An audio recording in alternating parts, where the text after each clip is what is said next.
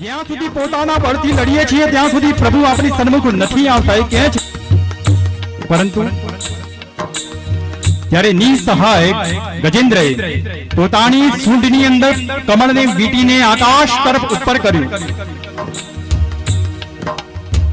એક પણ દેવતાની સાહેબ, બ્રહ્મા પણ નહીં, શિવ પણ નહીં, ઇન્દ્ર પણ નહીં, કોઈ માતાજી નહીં, કોઈ પિતાજી નહીં, કોઈ બચાવવા ના આવ્યું. બધાએ જોયું હશે ને ગજેન્દ્રએ કે હજારો વર્ષનું યુદ્ધ કર્યું છે, કેમ કોઈ ના ગયું? ત્યારે એને લખ્યું પોતાની પ્રાર્થનાની અંદર કે એક વાર હૃદયથી પોકાર કરી લઉં, અને સૂંઢની અંદર કમળને તોડીને આકાશ તરફ કરીને ભગવાનને કહ્યું છે, અને નારાયણ આકાશને ચીરીને ચતુર્ભુજ નારાયણ ગરુડ પર પ્રગટ થયા, અને ચક્રધારી એ ચક્રથી એ ગ્રહને વધેરી નાખ્યો. સાહેબને ગજેન્દ્રને મોક્ષ આપ્યો છે.